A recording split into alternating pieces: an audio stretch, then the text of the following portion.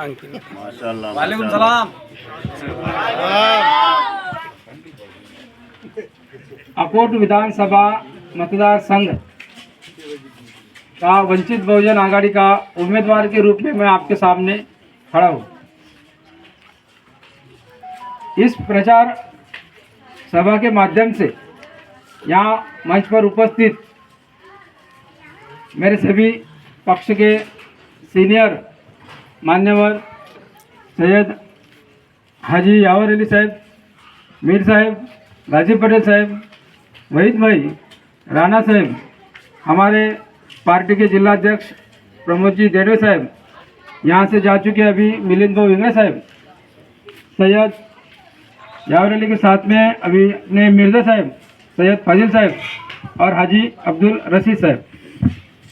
यहाँ पर इस सभा के लिए उपस्थित इस एरिया के सभी मेरे भाइयों, दोस्तों, इस चुनाव का जो मकसद है, इस महाराष्ट्र से इस भाजपा की सरकार को बदलना, ये हमारा मेन मकसद है।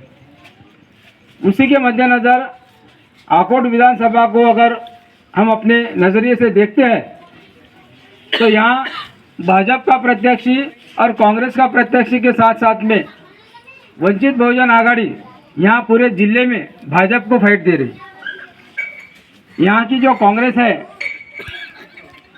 वो सिर्फ वोट कटुआ पार्टी जिसे बोलते हैं वो बनकर रह जाएगी, ऐसी मुझे उम्मीद है। इसलिए अकोले जिले के हद तक तो मैं यही कहना चाहूँगा कि यहाँ का जो भी एंटी बीजेपी वोटर है, जिसको बीजेपी से तकलीफ है, जो हम सभी को यहाँ अमन और शांति के साथ रहने के लिए जो सुविधा देना चाहिए या फिर यहाँ का वातावरण ख़राब कर देते हैं, ऐसे बीजेपी के जितने भी जिले में उम्मीदवार होंगे उन सभी के खिलाफ हमको वोट करना चाहिए।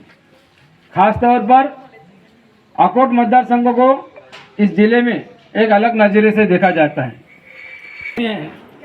शायद खुद की इच्छा पूर्ति के लिए ज़बरदस्ती ऊपर से टिकट लाई है। की उम्र क्या है और मैं ये चाहता हूँ कि मेरे पिताजी भी इस उम्र में राजनीति से बाहर रह के मुझे आशीर्वाद दे रहे हैं, तो इन्होंने भी किसी भाजपा के कार्यकर्ताओं को जो स्थानिक रहता था उसको मौका देना चाहिए था। लेकिन अपने पैसों के दम पर और एक जिद, अगर मुझे यहाँ की उम्मीदवारी नहीं तो वहाँ का गिरा दूंगा, वहाँ का गिरा दिया तो वहाँ का गिरा दूंगा, ये जो दबाव की राजनीति बनाकर बीजेपी के आला कमान से इन्होंने उम्मीदवारी लाई है और इस अकोट शहर की आबो हवा और अमन शांति इन्होंने जो पिछले कुछ महीनों में खराब करने की कोशिश की है, इसकी सज़ा उनको इस अकोट विधानसभा मतदार संघ की जनता यानी आप देंगे, ऐसी मैं आपसे उम्मीद करता हूँ।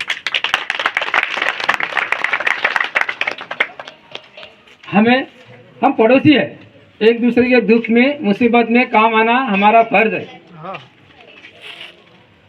और पिछले 25 साल की राजनीति से अगर देखें तो हमारे पिताजी 1999 से लेकर 2004 तक यहाँ के आमदार भी थे और मंत्री भी थे। उन्होंने अपनी नज़र से सभी को सरीका देखा है कि जनता के लिए, नागरिक के लिए समान देखता है। तो यहाँ का नुमाइंदा आमदार ऐसा होना चाहिए कि वो जनता को एक समान दृष्टि से, समान नज़र से देखना चाहिए। अपने आमदार फंड का हो या फिर कोई भी अलग अलग फंड जो रहते हैं, तो हमारे जो वोटर रहते हैं या नहीं भी रहते हैं, तो चुन के आने के बाद उनकी तरक्की के लिए कोशिश करना हमारा सबसे बड़ा फर्ज होता है। और ख़ास तौर पर जो हमारे पड़ोसी है उनके तरफ हमारा ज़्यादा तवज्जो होना चाहिए। तो इस नाते हम एक दूसरे के पड़ोसी हैं। आप मुझे अकोट शहर में दिन भर कई बार देखते होंगे, सलाम दुआ आदाब सभी से होता रहता है। इस मुकाबले में देखेंगे तो दरियापुर के उम्मीदवार 3-3, 4 साल तक हमारे पास आते भी नहीं, दिखते भी नहीं हैं और शायद उनका फ़ोन उनके पीए के पास ही रहता है। और हाँ, अब वो उम्र के हिसाब से तो कुछ चीज़ें होती है, कभी नहीं सुने आता है, किसी के घुटने दुखते हैं, वो तो ठीक है, वो अल्लाह की नेमत है। जो भी है उनको 100 साल अल्लाह उम्र दे, ऐसे मैं उनसे अल्लाह से प्रार्थना करता हूँ, दुआ करता हूँ। बट लेकिन यहाँ की आमदार की उनको ना दे, ये भी मैं दुआ करता हूँ। क्योंकि उनकी अंतिम इच्छा के लिए इस विधानसभा मतदार संघ के 3,16,000 वोटरों को एक तरफ उनकी जो वोटर है उनकी सुविधा और उनका विकास रोकना ये मुनासिब नहीं है। दूसरे जो कांग्रेस के उम्मीदवार है, मैं ये कहना चाहूँगा अभी पिछले कुछ दिनों में और रहे आने वाले कुछ दिनों में इलेक्शन की सरगर्मी तेज होने वाली है, अफवाहों का बाजार भी आने वाला है और हमको गुमराह करने की कोशिश भी की जाएगी। लेकिन मैं ऐसा समझता हूँ पिछले लोकसभा के चुनाव के बाद से मुस्लिम समाज के खास तौर पे मैं कहना चाहूँगा कि मुस्लिम समाज एक वोटर के तौर पे बहुत समझदार हो गया है। बहुत अच्छा। उनको पता है किसको वोट करना है। अब वो वोट उसी को कर रहा है जिसको जो बीजेपी को हराएगा।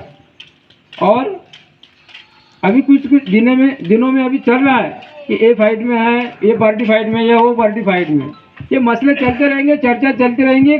जहाँ भी चौराहे है वहाँ पे सब हमारे लोग चर्चा करते रहेंगे। लेकिन आखिरी में आपको समीकरण देखना है कि श्रद्धेय बाला साहेब अम्बेडकर ने जो मुझे उम्मीदवारी दी है उसका पहला मकसद मैं आप ही से पूछना चाहूँगा कि मैं किसके वोट काट रहा हूँ, किसके वोट काट रहा हूँ, किस पार्टी के वोट काट रहा हूँ? मैं बीजेपी के वोट काट रहा हूँ।